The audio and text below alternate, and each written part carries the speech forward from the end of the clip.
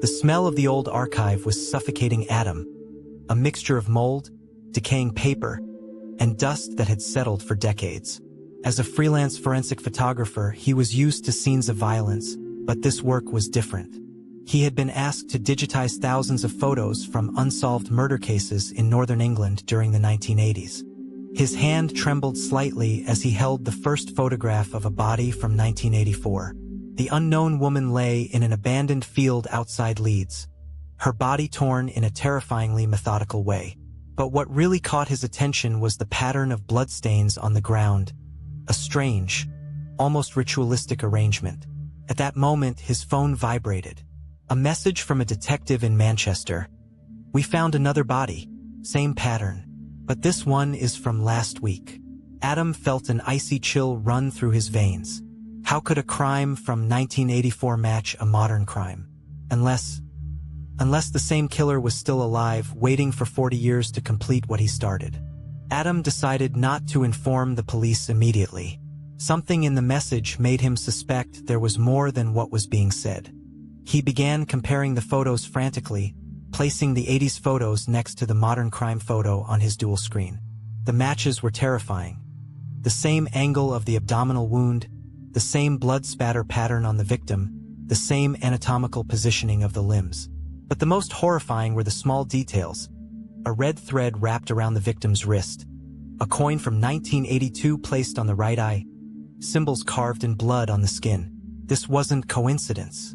This was a signature. Adam began to feel eyes watching him through the dark archive windows. Every time he raised his head, he thought he saw a shadow moving in the corner. Did the killer know he was discovering his secret? Had he been watching from the beginning? On the third night, he found something terrifying. In one of the modern photos in the background of the scene, there was a camera pointed at him. Someone had been photographing him examining the crime scene. The message was clear: "I see you too." Adam could no longer sleep. Every time he closed his eyes, he saw the faces of the 7 victims from the 80s, and the recent victim, all staring at him in accusing silence. He decided to visit the modern crime scene himself, despite the detective's warnings. The location was in an abandoned industrial area outside Manchester, the same type of place where the 80s bodies were found. When he arrived at dawn, he found something the official reports hadn't mentioned. On the crumbling concrete wall, there were drawings and dried blood dates, names, and strange symbols. He approached cautiously, his camera capturing every detail. Then he noticed something that made his blood freeze. One of the symbols matched a tattoo he had seen on the victim's wrist in a photo from 1984. But this was impossible. How could the killer use the same symbol after 40 years? Unless this was a personal ritual, something that hadn't changed with time. Suddenly, he heard footsteps behind him. He turned quickly, but there was no one. Only the thick morning fog and silent ruins. But when he returned to his car, he found a white envelope on the front seat. Inside was a photograph of him sleeping in his apartment, taken the night before. Adam felt the world collapsing around him. This was no longer a criminal investigation. It had become a personal game between him and a killer the law hadn't identified for 4 decades. He returned to the archive obsessively, working day and night, his eyes red from lack of sleep. He began connecting the victims. All women in their 20s, all working in care professions, all disappeared from areas near train stations. But the deeper pattern was more terrifying. Each victim represented a different sin, according to the blood symbols: pride, greed, lust, envy. The killer saw himself as judge and executioner. On the morning of the 5th day, he received a call from an unknown number. A distorted voice said, "You understand now, don't you? You're the only one who sees the full picture." Then he heard a tearing sound, and a female voice screaming in the background before the line went dead. Adam knew there was a new victim, and that the killer was giving him a chance to save her or to watch her die. He opened his computer and found a new file that had mysteriously appeared on his desktop. A 3-minute video. He pressed play. The video was horrifying beyond description. A gray concrete room, a young woman tied to a chair, her face swollen from beating. Behind her, a man wearing a white featureless mask, holding an old surgical knife in his hand. He said in a calm voice, "Photographer, you have 72 hours. For every hour you don't find me, I will remove a part of her." Then he began. The woman's screams filled Adam's headphones, but the worst was the killer's surgical calm, the terrifying precision in every movement. The video ended with a phrase carved in blood on the wall. Yorkshire 1984 to 2024. The circle completes. Adam called the police immediately, but when they arrived, the video had disappeared from his computer. They thought he was losing his mind from pressure, but Adam knew the truth. The killer was always watching him, hacking his devices, playing with him like a mouse. That night, while working in his apartment, he heard a scratching sound on his door. He opened it cautiously. There was no one, only another envelope. This time, inside was a lock of brown hair tied with red thread, and the ID card of a woman who had disappeared 3 days ago. On the back of the card, written in blood, "One left." Adam realized the police wouldn't believe him, and time was running out. He began investigating on his own, following every thread. He discovered that all victims, old and new, had visited the same public library in Yorkshire before disappearing. He went there at midnight, using duplicate keys he obtained from a suspicious source. The library was abandoned, but in the basement, he found something terrifying. An entire wall covered with photos, newspaper articles, maps, and anatomical drawings. In the center, a photo of a man in his 60s, his eyes empty. Underneath was written, "Dr. James Harrison, surgeon, 1950 to 1990. But the date was wrong. Adam checked the records. Harrison officially died in 1990. Unless the death was faked. He heard a sound behind him. He turned to find an old man wearing an old medical coat, carrying a rusty surgical bag. He said calmly, "Finally, someone who understands the art." In his eyes, Adam didn't see just madness, but absolute conviction that he was doing something noble. Adam didn't remember clearly what happened after that. Only flashes. Struggle, blood, screaming. When he woke up in the hospital, they told him that police found him in the library, unconscious, with the elderly body of Dr. Harrison beside him. But the last victim? She was found alive, tied in a secret room under the library, injured but alive. The case was officially closed, but Adam wasn't convinced. On his last night in the hospital before his discharge, he received another envelope. This time without a sender. He opened it with trembling hands. Inside was a single photo. Adam himself, standing over Harrison's body, his hands stained with blood. But in the photo, he was smiling a smile unlike any before. On the back of the photo, written in his own handwriting, "The student has become the teacher. The circle hasn't completed. It has begun anew." The photo fell from his hand. He looked out the hospital window, and in the glass reflection, he saw behind him a man wearing a white mask. He turned quickly, but the room was empty, except for the smell of blood, and the smile that began to form on his own lips, without him knowing.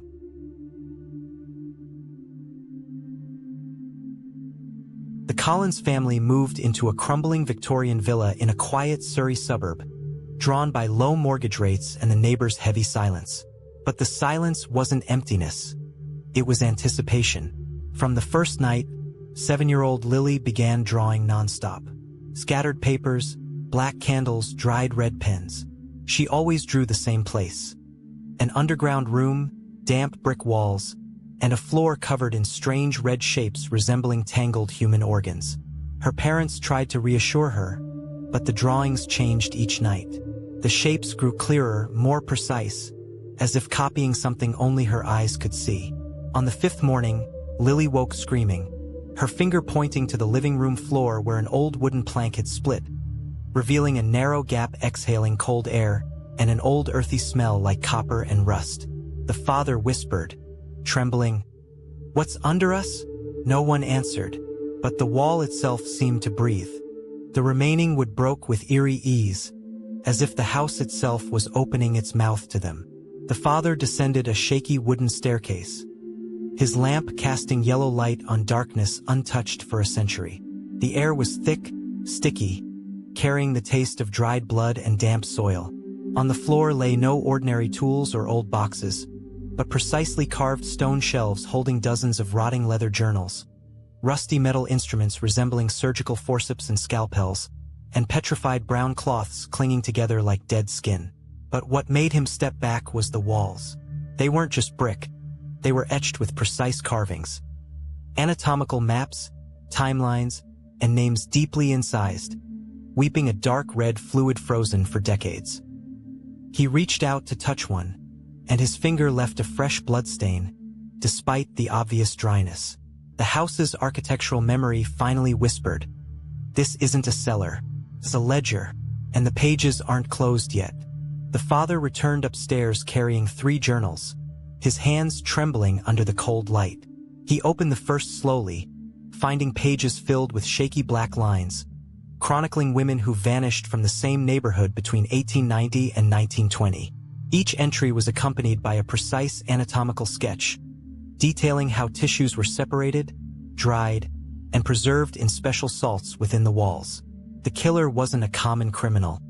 He was a craftsman who worshipped precision, writing about each victim as if it were a sacred artwork. On the final page, he found an old photograph of a little girl in a white dress, her eyes covered with 2 copper coins. Beneath it read, "The first child, the seed, she will return." He slammed the book shut, but the sound didn't come from the paper. It came from below. A soft thud, then a slow drag, as if something was crawling through stone pipes. Above, Lily stood at the edge of the opening, eyes wide, whispering in a voice not her own. "He sleeps now, but the hunger never died." Ignoring his wife's pleas to climb back up, he descended again, this time with a rope and a heavy-duty flashlight. He had to know what was waking. In the depths, he realized the cellar wasn't one room, but a maze of chambers linked by narrow ventilation pipes and rotting wooden bridges. The air grew suffocating, saturated with sharp iron and a sickly sweet rot like decaying meat. On the stone floor, he finally saw the red spots Lily had drawn, but now they were real, spreading, forming clear organic patterns. Dried lungs suspended by thin threads, petrified hearts placed on stone slabs, and small bones arranged like a broken hourglass. These weren't random remains. They were a collection, carefully preserved, arranged as an ongoing funeral rite. Suddenly, a whisper echoed from the dark corner. He turned to see shadows moving on the wall, belonging to no one. Then the flashlight died. In absolute darkness, he felt a cold touch on his ankle, like frail fingers wrapping around bone. He didn't scream. He just grabbed the rope and pulled himself up, as the faint voice echoed from below. "You woke me." When he reached the surface, he found the wooden hatch sealed from the outside. His wife was gone. The silence was absolute, heavy, as if the walls were swallowing sound itself. He pounded the wood with his fists, but it only echoed dully, as if striking flesh. In that moment, the house began to change. The walls slowly contracted. The floor vibrated with a steady rhythm like a slow heartbeat, and the smells grew nauseatingly thick.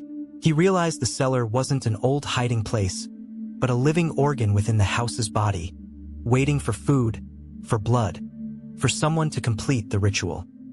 He heard Lily scream from below, not in fear, but in strange ecstasy.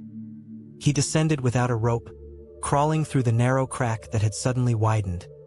His skin scraping against sharp brick, his blood mixing with red dust.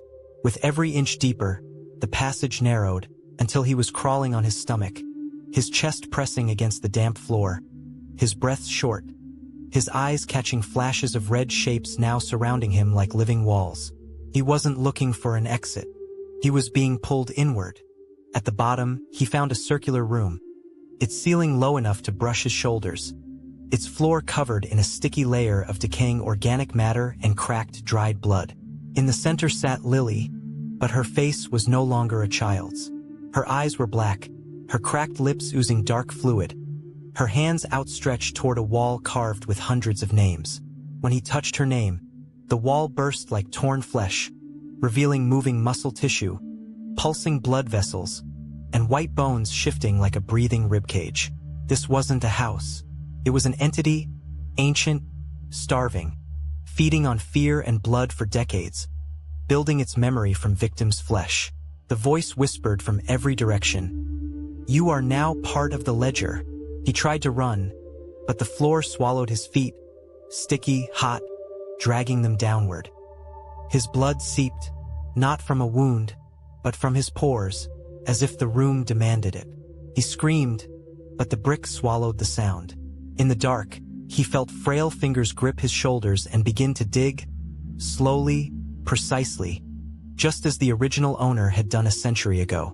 The police found only an empty house, its floor broken, windows open to a cold wind. No trace of the Collins family, no blood, no screams, no journals. Just a single drawing on the kitchen table. A black opening, overlapping red shapes, and in the corner, a small handwritten signature. "We are back."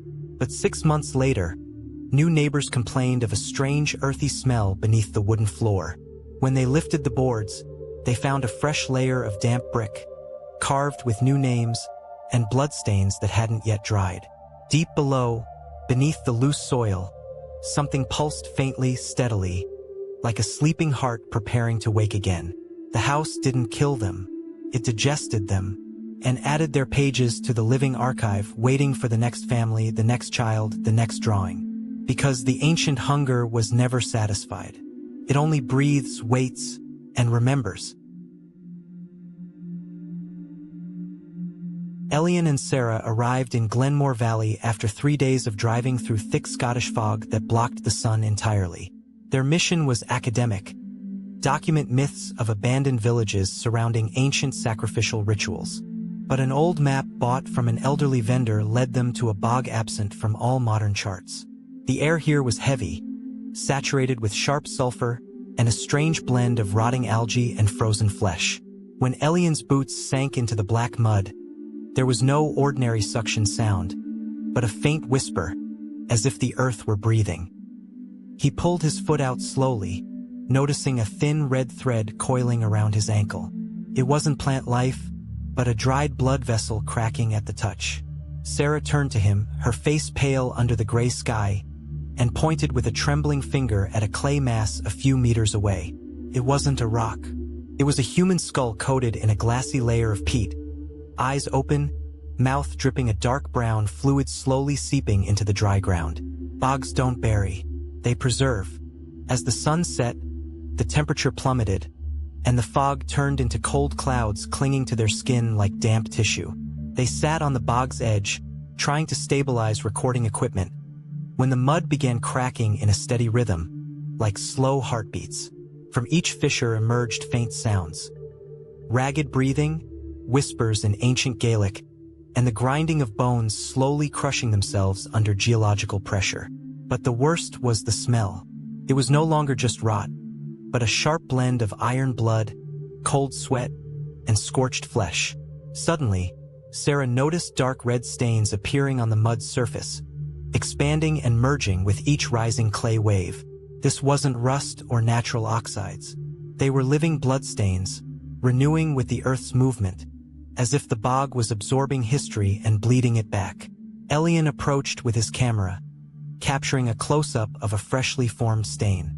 On the screen, he saw no fluid, but fine fibrous tissues, capillary vessels connected to an underground network, and living cells slowly breathing through clay pores. The blood here hadn't died. It was waiting to be read. They dug carefully near the edge of the cracks, using small trowels and archaeological brushes. After 2 hours of work under a light, cold rain, the trowel struck something unnaturally solid. Gently clearing the mud, they revealed a wooden box coated in a thick layer of petrified peat. Upon opening it, they found no jewelry or coins, but rusty surgical tools, dissection scissors, and broken glass tubes, all preserved in terrifying anatomical integrity. Beside them lay rotting leather journals, their pages glued together by a sticky brown fluid. Using fine forceps, Elian carefully separated the first page, reading lines written in ink mixed with blood. The body does not die in the mud. It transforms into memory. Each victim becomes a page, and every drop of blood a letter in an endless narrative. They realized this wasn't a random burial site, but a living laboratory, run by people who believed the bog was a gateway to physical immortality. Suddenly, the ground trembled, and a thin column of mud rose from the depths, carrying at its peak a complete human hand, fingers curled as if gripping an invisible pen. The bog wasn't preserving the dead. It was writing with them. The voices grew clearer, not as echoes, but as overlapping dialogues filling the space between dead trees. Every whisper carried a memory of pain. Every gasp drew an anatomical map of the wound that ended a life. Sarah felt sudden dizziness, her eyes fixed on a small clay pool beginning to boil with brown bubbles. From its center rose a sharp iron smell so intense it induced nausea. Then red stains slowly formed into distorted faces, mouths open in eternal silence. She tried to step back, but her feet sank into mud that had grown warm, sticky, like living skin absorbing heat. The voices whispered to her in a language she hadn't learned but understood. "Read us. We were not buried. We are being told." She caught Elian's eye, his face pale, hands trembling as he held a camera recording every terrifying detail. On the screen, the images were no longer just shots, but moving tissues, pulsing vessels, and blood flowing upward against gravity into the gray sky. The bog was waking, and the living archive refused silence. Every drop of blood was a sentence, every sentence a centuries-old cry, begging to be heard, written, and continued. Elian decided to descend to the center, driven by academic obsession that had twisted into an existential urge to decode the archive. He sank into the mud up to his waist, the air turning into heavy gel that suffocated his lungs.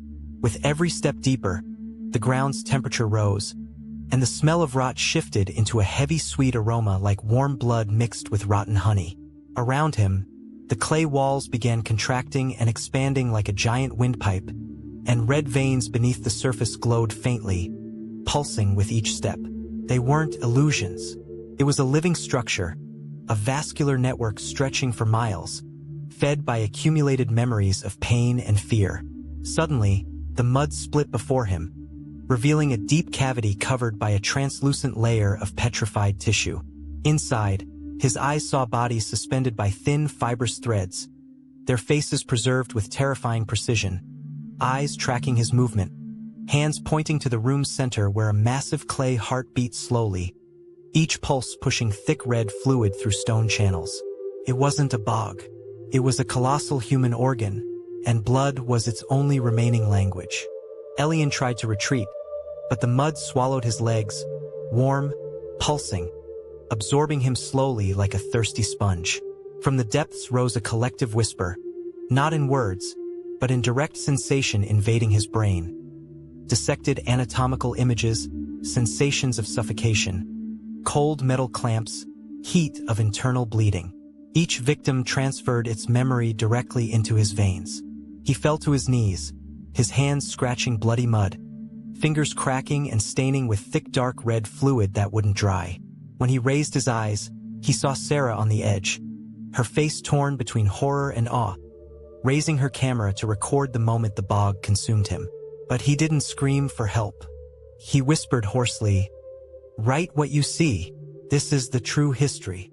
Suddenly, his clay chest split like torn flesh, revealing white ribs breathing, and a small heart of peat and blood pulsing inside his cavity. He wasn't dying. He was being added to the collection. Blood seeped from his pores, sinking into the earth, merging with old stains, becoming a new letter in an endless narrative. The living archive was hungry, and the mud wasn't a grave, but a womb rebirthing through death. Sarah returned alone, carrying a camera filled with scientifically inexplicable footage, and a leather journal found at the edge, its pages white and waiting for ink. In the city, she tried to report what she saw, but authorities closed the file, labeling it natural incidents in a geologically unstable zone. But she knew the truth. Every night at midnight, she opens the window and smells damp clay and faint iron blood. On her desk, small red stains appear daily, slowly forming ancient Gaelic symbols, as if the bog reaches across distance to continue writing. Elian didn't die. He became a page, and the bog became a living, breathing archive, waiting for the next researcher, the next reader, the next victim who will understand that blood isn't an end, but memory that refuses silence.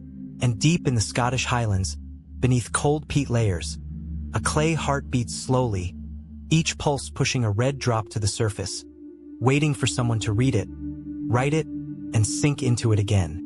Because the mud doesn't forget. It only waits for someone to listen. Arthur James lived in voluntary isolation, his small house in London's suburbs surrounded by black curtains, blocking the daylight he despised. Since retiring 5 years ago, he hadn't touched a single case file, fleeing the shadow of failure that haunted his career. But that cold morning, the sharp ring of the doorbell broke the silence. No one was there, only a brown cardboard box on the doorstep, sealed with gray tape, no sender's address. He carried it inside, hands trembling for reasons unknown. Opening it, he found a white cloth stained with a dark, dry, cracked bloodstain, accompanied by a newspaper clipping from 1998 about an unsolved girl's disappearance. The smell of blood was strong, metallic, piercing his senses instantly. Suddenly, he wasn't in his room. The room vanished, replaced by a dark, rainy alley, the smell of mold mixing with fear. He saw the girl, eyes wide with terror, a hand reaching for her from the shadows. He woke gasping, sweating profusely, the cloth still in his hand. The blood wasn't just evidence. It was a gateway, and the clock had started ticking. Over the next week, 3 more packages arrived. Each contained a different item: a broken coat button, a lock of hair tied with red thread, and a distorted crime scene photo. With each package, the hallucinations grew stronger and clearer. They were no longer just flashes, but complete sensory experiences. When he touched the button, he felt the metal's coldness under his nails and heard heavy footsteps approaching from behind in a narrow corridor. When he smelled the hair, he inhaled the scent of cheap shampoo mixed with fresh blood, feeling rough fingers gripping an invisible victim's neck. Arthur realized these weren't random memories. They were precise reenactments of the crimes as they actually happened, with details the police never released. The sender didn't just know the details. They had lived them or committed them. Arthur began losing sleep, eyes sunken, skin pale as ash. He tried to resist the visions, but the blood was stronger than his will. On the 4th night, he woke to find himself standing in his kitchen, holding a knife, hands stained with phantom blood, while a voice whispered in his ear, "You forgot the most important part, Arthur. Look closely." Arthur decided to break the silence and head to the old police archive, using past connections to enter after hours. The building was abandoned, lit by flickering fluorescent lights creating moving shadows like ghosts. He found the required files in a cold basement, the smell of old paper and dust filling his lungs. But when he opened the first file, he found the pages torn, the remaining papers stained with fresh, warm, sticky bloodstains. This wasn't a dead archive. Someone had been here before him, playing with him. Suddenly, the lights went out, plunging the basement into absolute darkness. In the silence, he heard slow, heavy breathing coming from the dark corner. He lit his lighter, the faint flame revealing a man in a raincoat, face hidden in shadow, holding another file. The man said in a raspy voice, "You're looking for the pattern, Arthur, but the pattern is looking for you." Then the man vanished into the darkness, leaving behind a strong smell of blood and the sound of footsteps fading in the upper corridors. Arthur knew he was no longer the detective. He had become the prey. Arthur returned home, realizing the hallucinations weren't just psychological symptoms, but coded messages from a killer who saw him, watched him, and controlled him. He sat at the kitchen table, spreading all the bloody items before him. The cloth, the button, the hair, the photo. He closed his eyes, breathed deeply, surrendering to the blood flow. This time, he didn't resist. He entered a trance-like state and saw the full scene. Not one crime, but a connected series. The victims weren't chosen randomly. They represented different stages of an ancient ritual, each crime completing the previous one. He finally saw the face.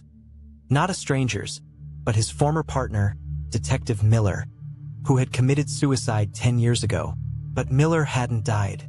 He had been hiding, collecting victims, building his own ritual of revenge against the system that failed him.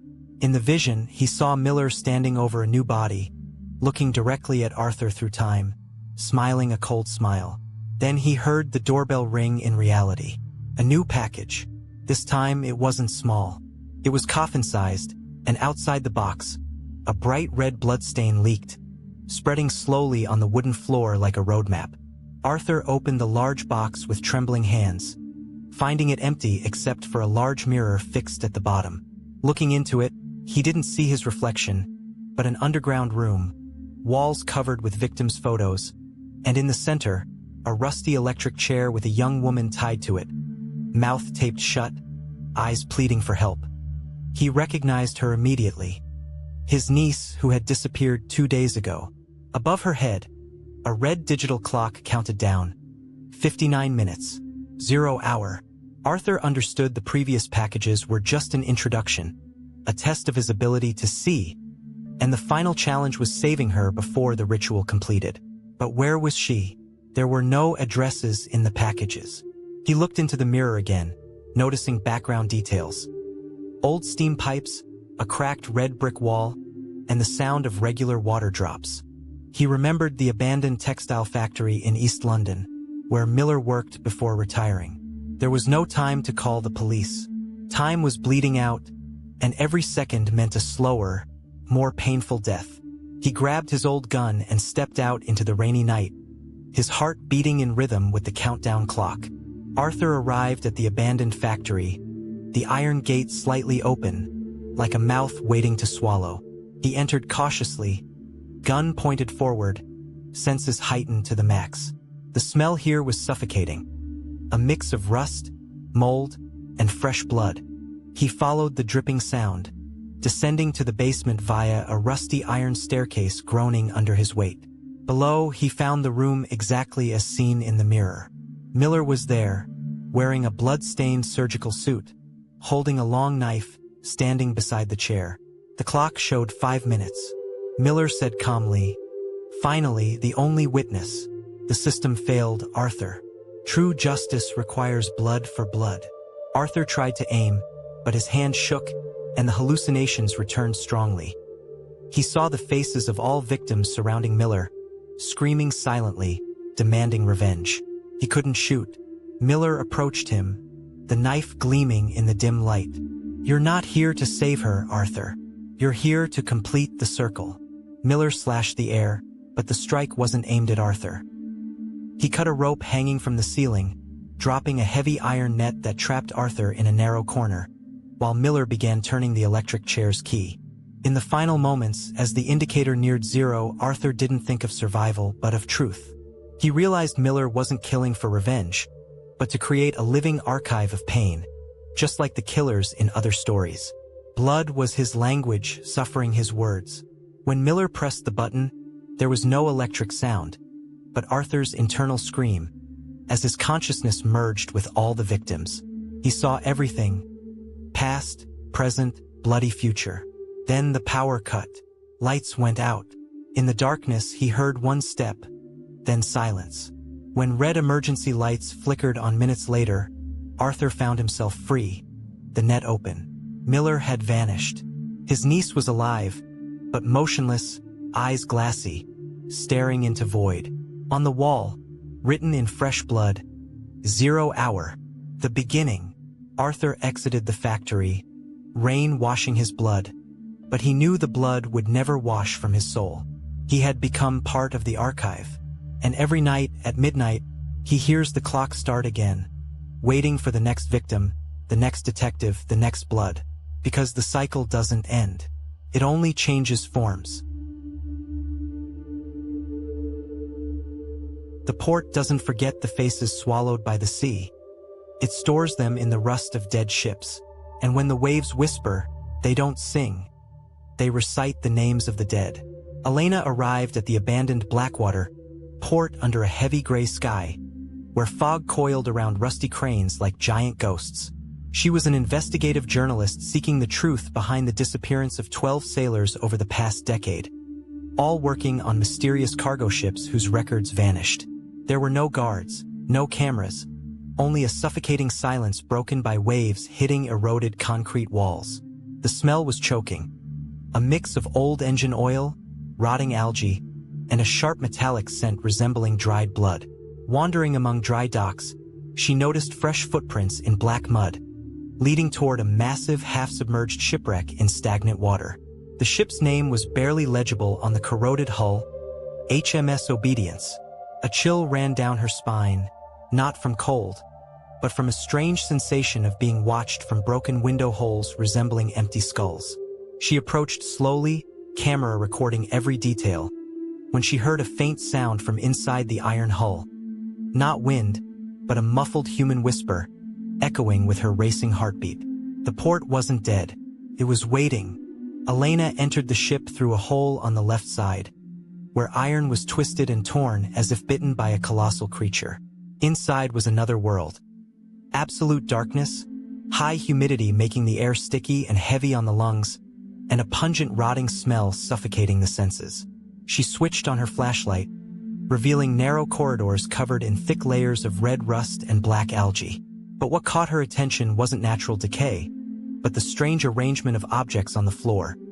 Naval shoes lined up precisely, rusty chains coiled spirally, and mechanical tools arranged by size and color. This wasn't wreckage chaos. It was an organized ritual. As she went deeper, the strangeness increased. She found walls covered in drawings carved with fingernails or sharp tools, dates, names, and ancient naval symbols resembling spells. At the end of the main corridor, she found an iron door locked with a massive chain and rusty padlock. Behind the door, she heard slow, intermittent breathing, as if someone struggled to survive in a confined space. Elena's hand trembled as she reached for the lock, realizing she had passed the point of no return. The silence here wasn't emptiness. It was pressure waiting to burst. Elena broke the lock with a small hammer she carried, the sharp metallic sound echoing through the ship like a scream of pain. The door opened with a painful screech, revealing a large room that was once the engine room, but had transformed into something terrifying. In the center was a circular platform made of rotting wooden planks, surrounded by a circle of melted black candles. On the platform lay a strange collection, polished white human bones arranged to form a complete anatomical structure, but distorted. Ribs opened like a flower, skull placed atop a twisted spine. Around the structure were personal items of the missing sailors. Stopped wristwatches, wedding rings, and family photos placed with extreme care. These weren't just remains. They were a living memorial, built slowly over years. The smell here was different. Not just mold, but a sickly sweet scent like decaying flesh mixed with cheap incense. Elena felt dizzy, her eyes fixed on a dark corner where a pile of wet clothes moved slowly. It wasn't wind. Someone was hiding there, watching her, waiting for his final ritual to complete. An old man emerged from the shadows, wearing a torn, dirty captain's uniform stained with oil and dried blood. His face was pale, eyes glassy and devoid of humanity. His right hand deformed, fingers fused together as if melted and rehardened. Elena recognized him immediately from old photos. Captain Silas Vane, declared dead by drowning 20 years ago. He hadn't died. He lived here, in the guts of the dead ship, guarding his collection with sacred madness. He said in a raspy voice, as if his vocal cords were rusty, "You've returned to complete the collection, journalist. You are the eye that sees, and the ear that hears." Elena tried to retreat, but the door behind her closed automatically with a heavy metallic sound. She realized the ship was a carefully designed trap. Silas approached slowly, his heavy steps shaking the corroded floor. In his left hand, he held a long, rusty knife, its tip stained with fresh blood. "The sea takes bodies," he whispered, "but I preserve souls in bone. Each piece adds meaning, and every silence tells a story." He wasn't an ordinary criminal. He was a believer in a ritual that turned death into distorted immortality. Elena felt fear freezing in her veins, not from death, but from the logical madness before her. Silas began circling the platform, touching the bones with his deformed fingers in terrifying tenderness, as if they were his children. "Look at them," he said, pointing to the skeleton. "They are not dead. They are united. No pain, no fear, only the peace of rust." Suddenly, he attacked Elena, not to kill her instantly, but to drag her toward the platform. She screamed, trying to push away, but the old man's strength was unnatural, fueled by manic obsession. She fell onto the rotting wooden planks, feeling sticky moisture adhering to her skin. Looking down, she saw the planks were covered in a thin layer of fresh blood, not yet dry. There was a new victim, hidden under the platform, breathing with difficulty. It was one of the missing sailors, alive, but used as the foundation of the ritual. The man's eyes were wide with pain, mouth open in a silent scream. Elena understood the ritual wasn't complete. It needed the final voice, a true scream of terror, to close the circle. Silas raised the knife, not to strike her, but to cut a rope holding a weight above her head. "Now," he whispered, "sing your song." The knife cut the rope, and a massive iron weight fell, not on her, but beside her, smashing the wooden plank and revealing a deep black hole beneath the platform, emitting an unbearable stench. From the black hole, slender, pale hands began climbing, covered in black mud and bloodstains. They weren't normal human hands. They were deformed limbs, fingers unnaturally long, nails sharp as claws. They were remains of previous victims, not fully buried, but left in damp depths to become part of the ship itself.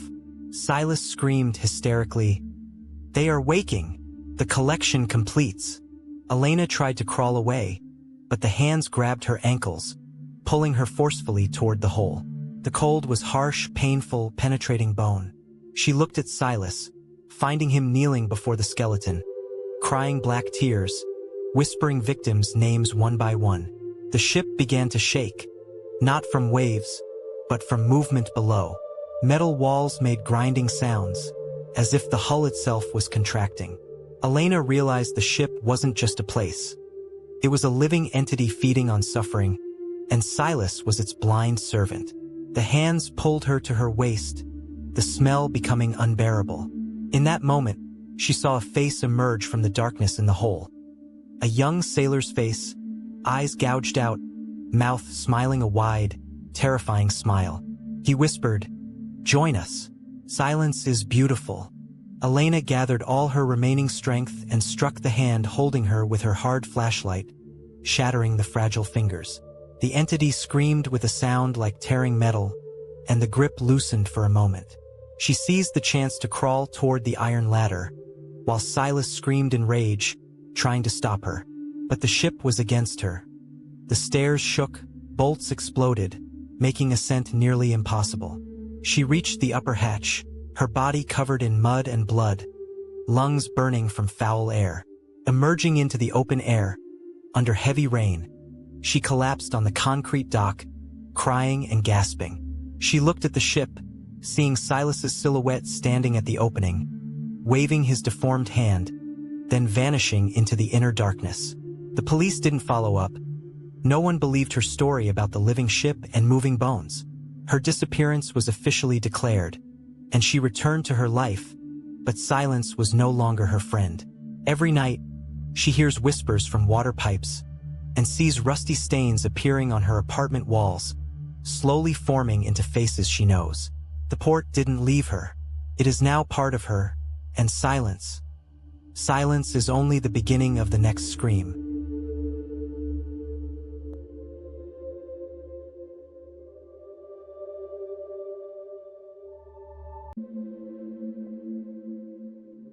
The blood-stained key felt ice-cold in Maya's trembling hand as she unlocked room 404 for the first time. The hallway reeked of decay and something metallic that made her stomach churn. Previous tenants had vanished without a trace, their belongings left scattered like warnings. As she pushed open the creaking door, A gust of wind carried the scent of rotting flesh and old blood. The room was frozen in time, with dark crimson stains blooming across the floorboards like poisonous flowers. Maya's predecessor had clearly not left voluntarily. Drag marks led to the closet, ending in a pool of congealed blood that had seeped between the floorboards. Her roommate's warning echoed in her mind. Don't stay in 404 past midnight. But desperate students couldn't afford to be choosy. As she dragged her suitcase inside, something wet and warm dripped onto her neck from the ceiling.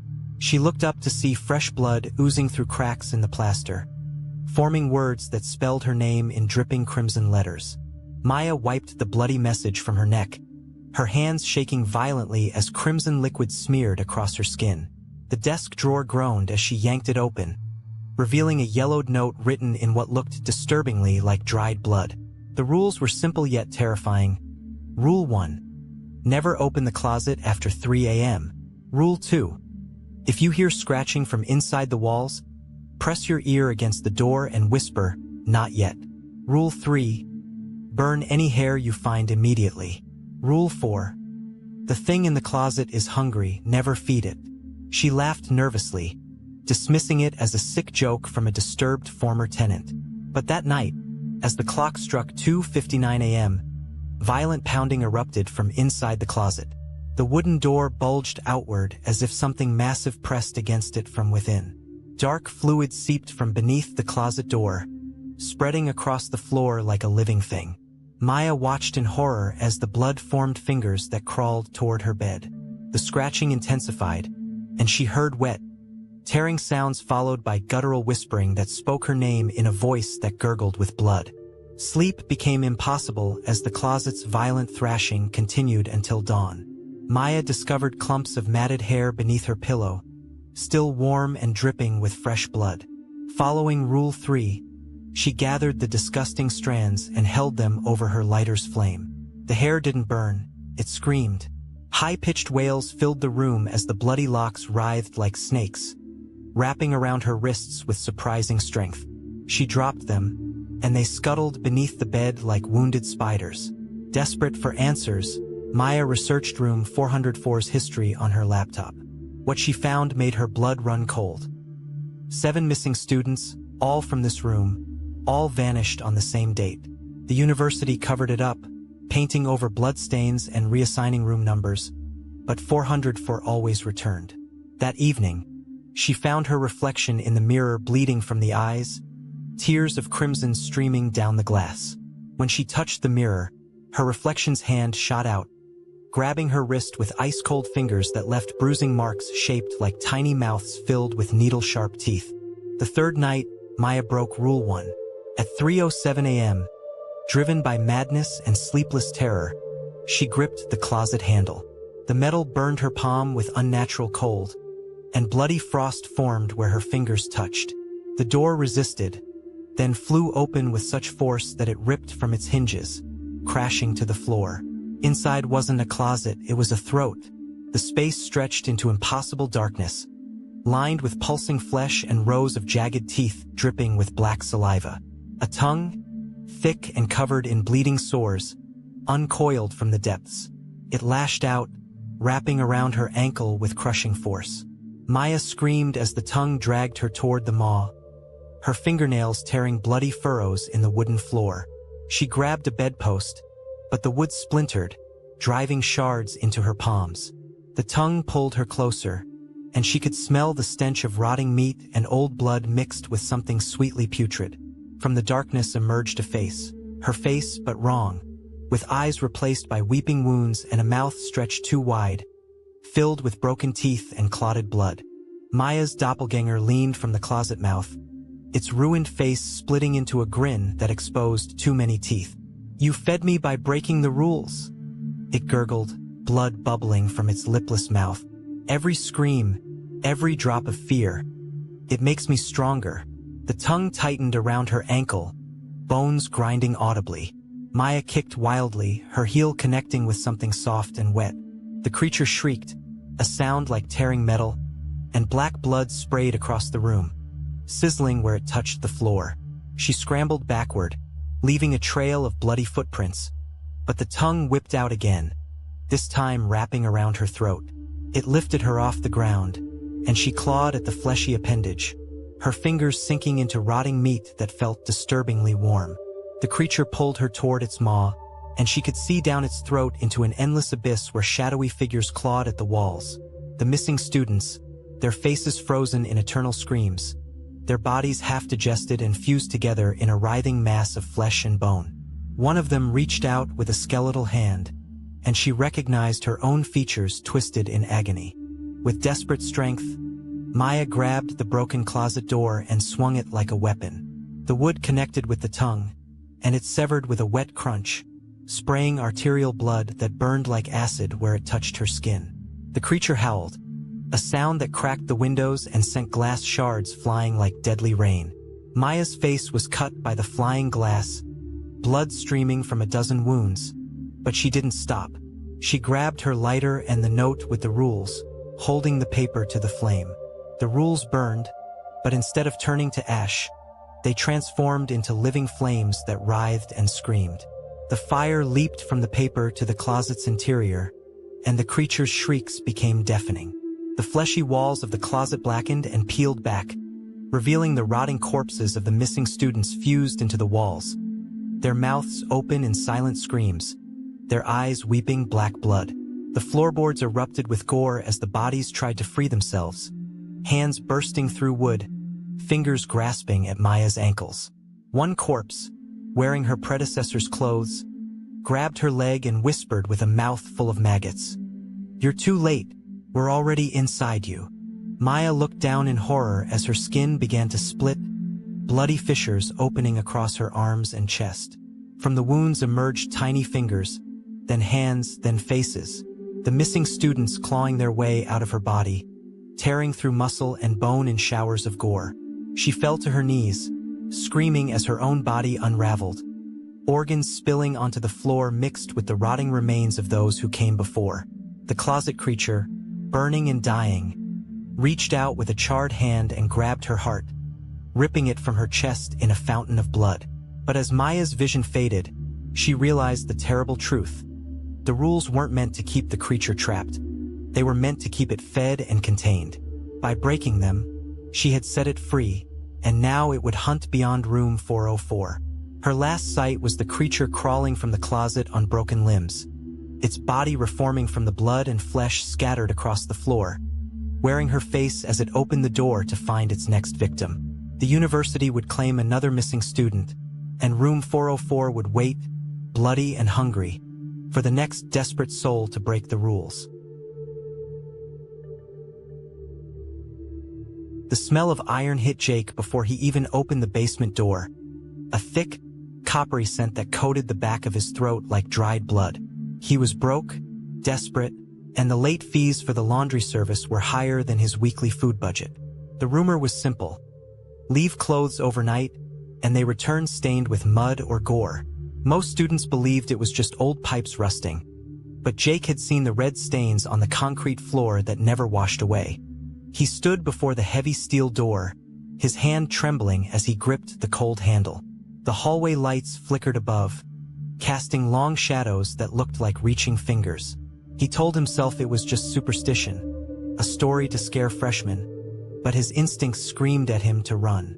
The air grew heavier, pressing against his chest like a physical weight. He could hear a low humming sound vibrating through the floor, rhythmic like a heartbeat. Pushing the door open, the smell intensified, overwhelming and nauseating. The darkness inside seemed to breathe, exhaling a mist that smelled of rotting meat and old pennies. Jake stepped in, ignoring the warning signs painted in what looked suspiciously like fresh crimson paint on the walls. The basement laundry room was a cavern of shadows, illuminated only by flickering fluorescent tubes that buzzed like dying insects.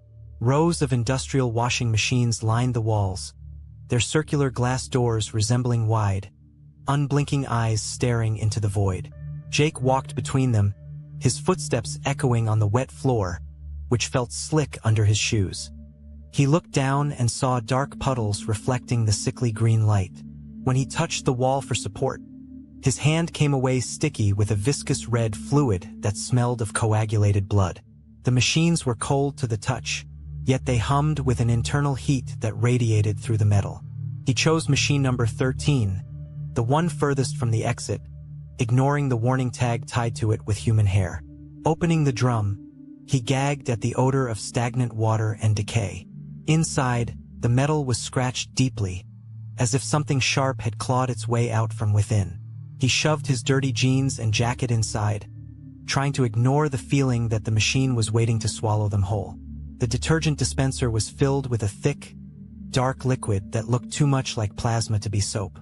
Jake poured the dark liquid into the tray, watching it swirl with a viscosity that made his stomach churn.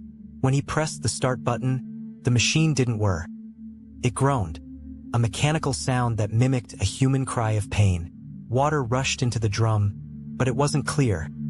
It was a deep, opaque crimson that splashed against the glass. Jake watched in horror as the clothes tumbled through the bloody water, becoming saturated with the red fluid. Bubbles formed on the glass, popping with wet sounds that echoed in the silent room. He leaned closer, squinting through the grime, and saw something tangled in the fabric. It looked like a finger, pale and bloated, rotating with the spin cycle. He blinked, and it was gone, replaced by a swirl of dark foam. The vibration of the machine traveled up his arms, shaking his bones. He tried to stop the cycle, but the buttons were unresponsive, slick with a layer of warm slime. The lock clicked shut with the finality of a coffin lid. He was trapped in the room with the spinning beast, the smell of copper now so strong he could taste it on his tongue. He decided to leave the clothes, convincing himself he would return in the morning despite the terror gripping his heart. Back in his dorm, sleep was impossible. The walls of his room seemed to thin, allowing the sounds from the basement to bleed through the floorboards. He heard the washing machine churning all night, but underneath the mechanical noise was the sound of wet tearing, like meat being ripped from bone. Screams echoed through the pipes, muffled but distinct, belonging to voices he recognized from his classes. Jake huddled under his blankets, sweating profusely as the temperature in his room dropped below freezing. His breath plumed in the air, carrying the scent of the laundry room's decay. At 3 a.m., a heavy thumping started above his bed, rhythmic and violent, as if something was trying to break through the ceiling. He saw dark stains spreading on his sheets, blooming like black flowers. When he touched them, his fingers came away wet with fresh blood. The key to the laundry room, which he had left on his desk, was now covered in rust that flaked off like dried scabs. He knew something was hunting him, drawn by the scent of his fear. Morning brought no sunlight to the basement, only a gray, sickly haze that clung to the floor like fog. Jake returned to the laundry room, his legs shaking so violently he could barely walk. The door was ajar, leaking a thick red fluid that pooled around his shoes. Inside, the air was humid and hot, smelling of a slaughterhouse. Machine number 13 was vibrating violently, shaking the concrete floor beneath it. Blood seeped from the rubber seal of the door, dripping onto the floor with a steady plip-plip sound. The puddle around the machine had grown overnight, a lake of coagulated gore that reflected his pale face. He approached the machine, slipping in the slick fluid, his hands stained red from grabbing the railing. The glass was fogged with condensation mixed with blood, obscuring the view inside. He could hear something moving within the drum, scratching against the glass from the inside. The handle was burning hot, searing his palm when he touched it. He knew he shouldn't open it, but the cycle had finished, and the silence was worse than the noise. He gripped the handle, preparing to face whatever horror waited inside the metal belly. The door opened with a suction sound, like a wound being unsealed, releasing a cloud of steam that smelled of cooked meat. The clothes inside were pristine, white and clean, but soaking wet with a warm, sticky fluid. Jake reached in to pull them out, his hands sinking into the damp fabric that felt like touching skin. As he lifted his jacket, something heavy fell from the pocket into the pool of blood on the floor. It was a key, but not made of metal. It was carved from bone, yellowed and stained with fresh blood that still oozed from its teeth-like ridges. When he picked it up, it pulsed with a faint warmth, beating like a small heart in his hand. The key was covered in grime that looked like ground-up flesh. He wiped it on his pants, but the blood smeared, staining the fabric instantly. A number was etched into the bone. Room 000. He knew there was no room 000 in the building plans. The machines around him began to spin simultaneously, their glass doors cracking under the pressure. Blood sprayed from the fissures, painting the walls in arterial arcs. Jake realized the laundry wasn't cleaning clothes. It was digesting souls, and he was the next ingredient. Compelled by an invisible force, Jake walked toward the back wall where no door existed on the blueprints. The concrete shimmered and melted away, revealing a doorway made of stretched human skin, pulsating with veins. The bone key fit into the lock, which was a gaping mouth embedded in the flesh wall. Turning it caused the door to scream, a high-pitched wail that shattered the remaining light bulbs. The door swung open to reveal a corridor lined with hanging bodies, their chests open and empty, dripping blood onto the floor. Jake tried to run, but his feet were rooted to the spot, glued by the blood pooling around his shoes. The washing machines behind him exploded, sending shards of glass and gore flying through the air. A tentacle of wet flesh shot out from the doorway, wrapping around Jake's throat. It dragged him toward the fleshy corridor, his nails scraping useless lines into the floor. He screamed as his skin began to merge with the walls, his body stretching and tearing. The last thing he saw was his own jacket hanging on a hook inside the room, still dripping wet. The laundry room fell silent, waiting for the next broke student to ignore the rumors and feed the machine.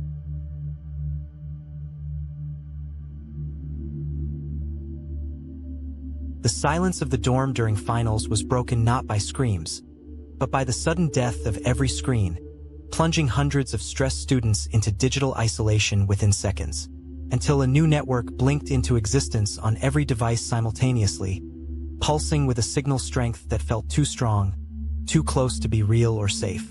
It was unsecured, named Help Unnecessary, and Alex stared at the glowing text, a chill crawling up his spine as the letters seemed to bleed slightly on the LCD screen, leaving red smudges on his fingers that wouldn't wipe away. The dormitory hallway outside was unnaturally quiet. No footsteps, no chatter, only the hum of electricity growing louder and smelling of ozone and copper, like a storm mixed with a slaughterhouse. He tapped the name, drawn by a compulsion he couldn't explain, ignoring the warning pop-up that flashed in red text. Connection will drain life. His phone felt heavy in his hand, vibrating with a rhythm that matched his own accelerating heartbeat, threatening to burst from the internal pressure. He knew he should turn it off, but the glow of the network name hypnotized him, promising answers to the disappearances everyone whispered about in the dark. He pressed connect, and the screen flashed blood red before settling into darkness, sealing his fate forever. Instead of a browser window, an audio interface opened automatically, displaying waveforms that moved like living worms across the black glass, writhing in pain. No internet data loaded, only sound, crisp and terrifyingly close, as if the microphone was inserted directly inside his ear canal. At first, it sounded like typical dorm noise. Pages turning, pencils scratching, the low murmur of studying neighbors, but the tones were wrong, distorted by a layer of static that sounded like wet breathing. Alex turned the volume down, but the sound grew louder, bypassing the hardware controls to vibrate directly against his eardrum until it bled. He heard a chair scrape across the floor above him, followed by a heavy thud that shook his bed frame and cracked the plaster. The waveform spiked violently, turning from green to a deep, pulsing crimson that stained the glass. He recognized the voice on the feed. It was his roommate, who had vanished 3 days ago, sounding confused and terrified. The audio whispered, "Can you hear me?" followed by the sound of something dragging across the ceiling, leaving a trail of dark, viscous fluid that smelled of rusted iron and began to drip onto Alex's face. The audio feed shifted abruptly from whispers to agonizing screams that tore through the silence of the room, shattering the window glass inward. It wasn't just one voice. It was a chorus of students, overlapping in a symphony of pain that made Alex's nose bleed instantly, coating his lips in copper. The sound seemed to emanate from the walls themselves, the drywall vibrating visibly with the force of the digital anguish, cracking open to reveal muscle beneath the paint. He tried to drop the phone, but it was searing hot, burning his palm with the intensity of a branding iron that fused skin to plastic. The screen displayed a live map of the dormitory, but the rooms were labeled with dates of death instead of numbers, glowing in red. Red dots pulsed where students had vanished, each one emitting a low-frequency hum that made Alex's teeth ache and gums bleed. He heard the sound of bones breaking on the feed, crisp and wet, synchronized with the cracks spreading across his own bedroom wall. Blood began to seep from the electrical outlets, dripping onto the carpet in thick, coagulated pools that bubbled. The network wasn't just broadcasting. It was harvesting, pulling the life force from the living to sustain the dead trapped within the signal, filling his mouth with blood. Desperate to escape, Alex scrambled for the door, but the handle was fused to the frame with a substance that looked like melted flesh and hardened blood. His phone screen cracked further, spiderweb fractures leaking actual blood that stained his fingers and shirt, soaking through to his skin. The voices on the network became clearer, identifying him by name, reciting his student ID number in a monotone drone that echoed in his skull. Alex, room 302. Next. The walls began to breathe, expanding and contracting like giant lungs, pushing him toward the center of the room where the blood pooled deepest. He looked at the floor and saw shadows detaching themselves from the furniture, reaching for his ankles with cold, solid hands that left bruising marks. The Wi-Fi signal bars on his phone filled up completely, turning black, and a new message appeared, "Upload complete." He felt a sharp pain in his wrist where the phone touched him, looking down to see skin merging with plastic, veins turning into circuitry that sparked. The blood on the floor started to boil, releasing steam that carried the faces of the missing students screaming in silence, their mouths wide open in agony. Alex stumbled back against the bed, knocking over a lamp that shattered, scattering glass that turned into shards of bone upon impact, cutting his feet deeply.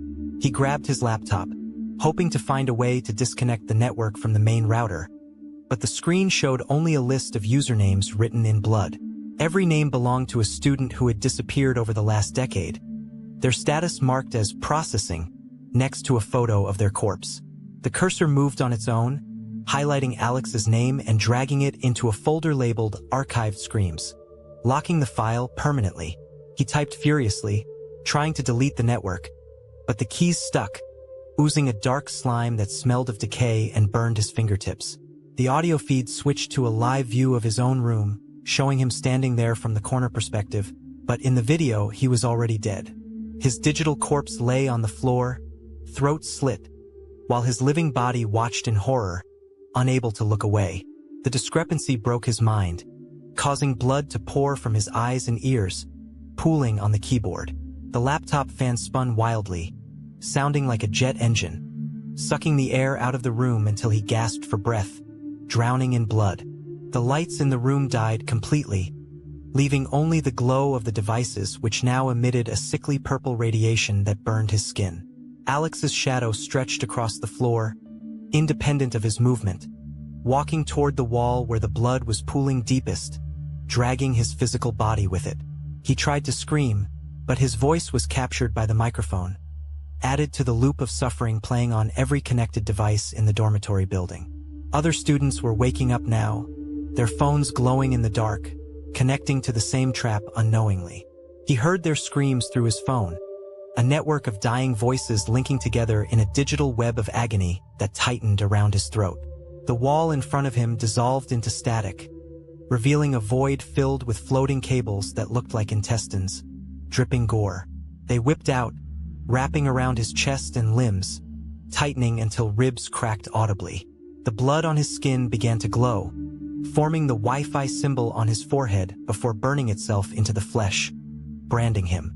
He understood now that the signal never crashed. It was waiting for enough victims to connect simultaneously to open the gateway, feeding on their pain. In the final moment, Alex was pulled into the wall, his body stretching and distorting like glitching video footage, tearing apart at the seams. His scream was the last thing recorded, added to the Help Understorm network as a new track for future students to hear when they connected. The room returned to silence, pristine and clean, as if no violence had ever occurred, the blood vanishing into the pores of the concrete.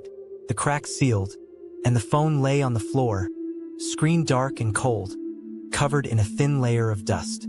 Outside, the sun rose over the university, and new students walked toward the dormitory, unaware of the signal waiting in the walls to claim them. The Wi-Fi list refreshed on their phones, the network name blinking invitingly in the quiet morning air, promising connection. Somewhere inside the concrete, Alex's voice joined the chorus, whispering to the next victim who would connect out of desperation for internet access.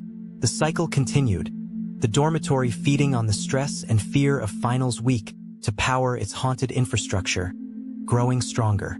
The network remained unsecured, open to anyone foolish enough to seek connection in the silence, waiting for the next drop. The walls hummed softly, hungry for the next upload, waiting for the next signal to drop so the harvest could begin again, bloody and endless.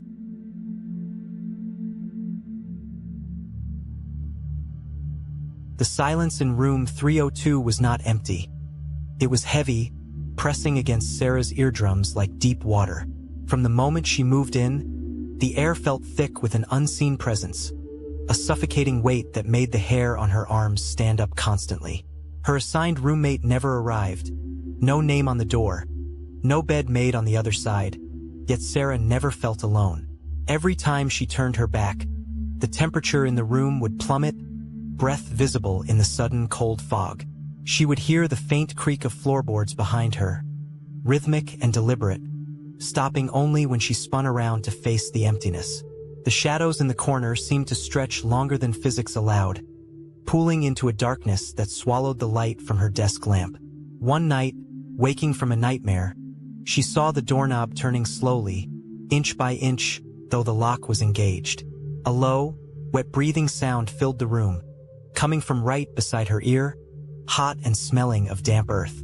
She screamed into the pillow, but the breathing continued, steady and mocking, proving that someone or something was sharing her space, watching her every twitch with invisible eyes. The thefts began subtly, almost politely, which made them infinitely more terrifying. Sarah would buy a carton of milk, label it clearly with her name in bold red marker, and place it on the top shelf of the shared fridge.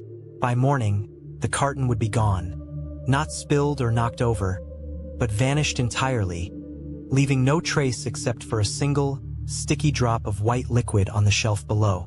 Then came the bread, the cheese, and eventually entire meals she had prepared late at night. It wasn't just food. Personal items started migrating across the room. Her favorite pen would appear on the stranger's desk, covered in a strange, oily residue that smelled of rotting flowers. Her toothbrush, kept in a closed cup, would be found damp and warm, the bristles worn down as if used vigorously by someone with jagged teeth.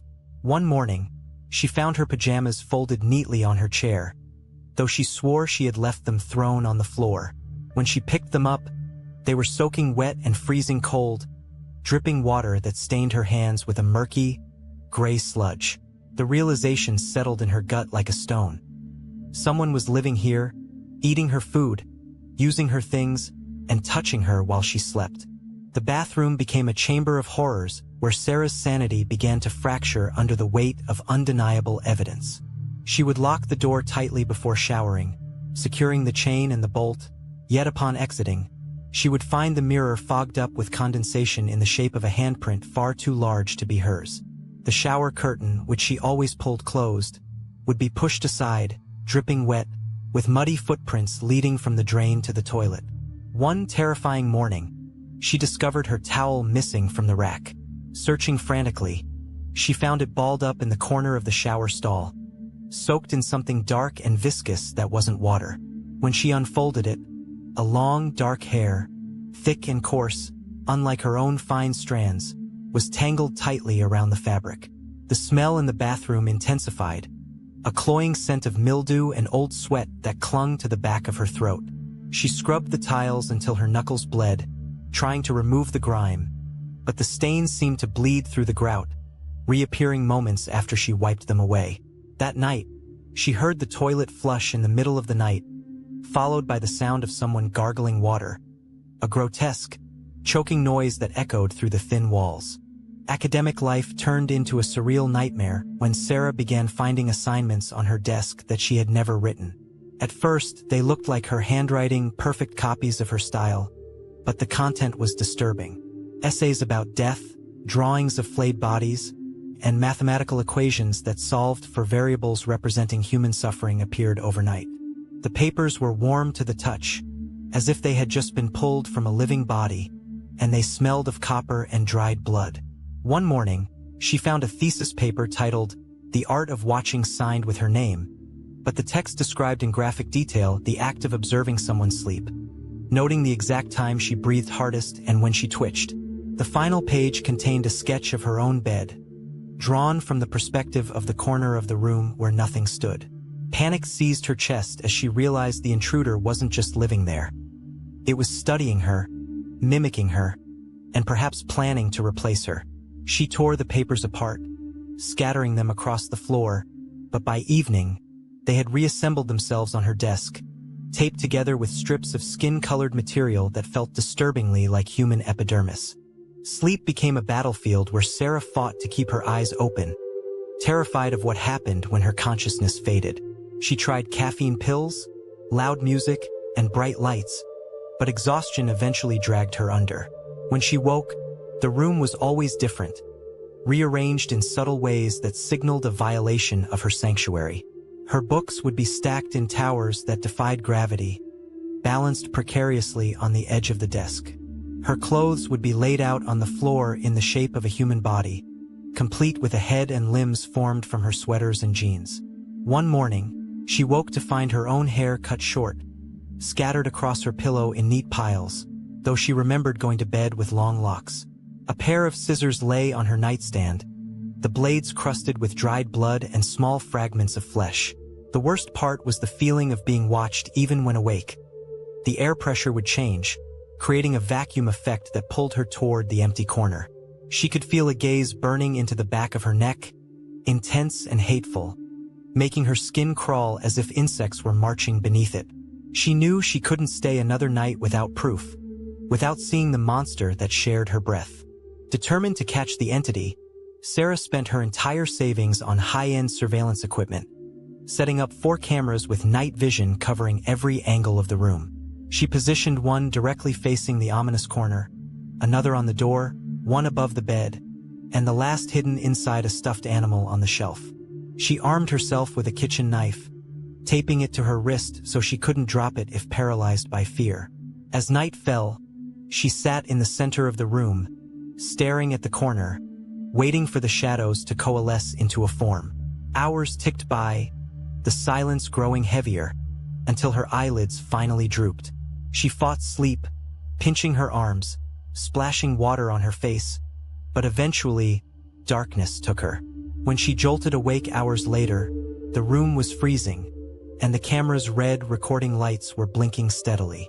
Her heart hammered against her ribs as she grabbed the laptop to review the footage. She expected to see a person sneaking in, a prankster, or perhaps a hallucination. Instead, the timestamp showed that the room had been occupied the entire time, even when she was sitting right there, wide awake. The terror began before she even pressed play. Sarah's fingers trembled violently as she clicked on the first video file, the screen glowing with the eerie green hue of night vision. The footage from the door camera showed nothing entering or leaving. The room remained sealed, but the camera focused on the corner revealed the horror. At 10 p.m., while Sarah was reading in bed, the empty space in the corner began to distort. The air shimmered like heat haze, and slowly, a figure materialized. It wasn't transparent. It was solid, standing perfectly still, facing the wall. It was tall, unnaturally thin, with limbs that seemed to have too many joints. It wore tattered clothes that looked like they belonged to a decade ago, stained with dark patches. Sarah watched in paralyzed horror as the figure on the screen turned its head slowly toward the camera, revealing a face that was smooth and featureless, save for a vertical slit where a mouth should be. It didn't move while she was awake. It only existed in the periphery of her vision. The timestamp advanced, and the figure took a step closer to her bed, its movements jerky and unnatural, like a stop-motion animation brought to life by a madman. As the video progressed, the horror escalated beyond comprehension. The figure in the corner began to move only when Sarah's eyes closed in the footage. Every time she drifted off to sleep in the video, the creature lunged forward, closing the distance between them in seconds. It would hover over her sleeping form, its featureless face inches from hers, the vertical slit on its face pulsing open to reveal rows of needle-like teeth. It didn't attack. It inspected. Long, spindly fingers traced the contour of her jaw, her neck, her chest, mapping her anatomy with clinical precision.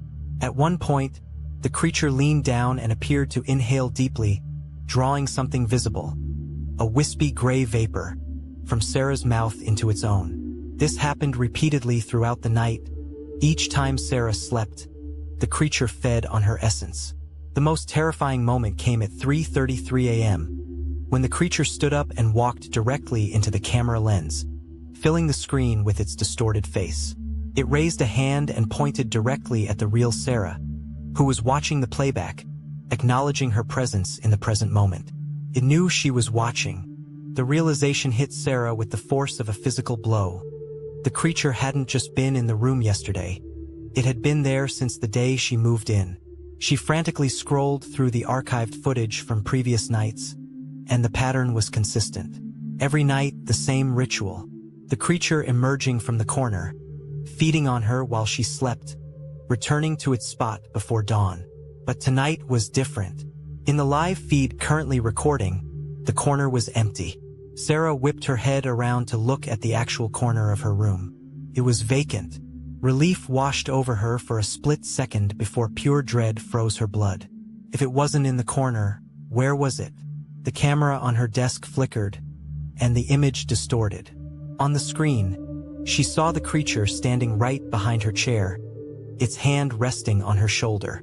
She felt the weight of that hand instantly, heavy and cold, pressing down on her real shoulder. She tried to scream, but her vocal cords locked, paralyzed by an unseen force. The vertical slit on the creature's face, visible now in the reflection of her dark computer monitor, widened into a grin. The room plunged into absolute darkness as the power died, leaving only the faint glow of the laptop screen. Sarah felt the creature's breath on her neck, hot and rancid, smelling of the grave. It whispered then, a sound like dry leaves skittering on pavement. "You saw me, so now I can take you." The grip on her shoulder tightened, bones grinding under the pressure. She was dragged backward out of her chair, her feet sliding helplessly across the floor. She clawed at the carpet, nails breaking, leaving trails of blood, but the strength pulling her was supernatural. The laptop screen showed the camera's view of the room one last time, her body being dragged toward the corner, where the air shimmered and twisted into a portal of swirling black void. As she crossed the threshold of the corner, she saw flashes of other students, faces twisted in eternal screams, trapped in the walls of the dimension beyond. The last thing she saw was her own room from the outside, the door swinging shut on its own. The next morning, the room was pristine, silent, and empty. A new student would arrive soon, unaware that the double room was now single again, waiting for the invisible roommate to begin the cycle anew, hungry and patient in the shadows.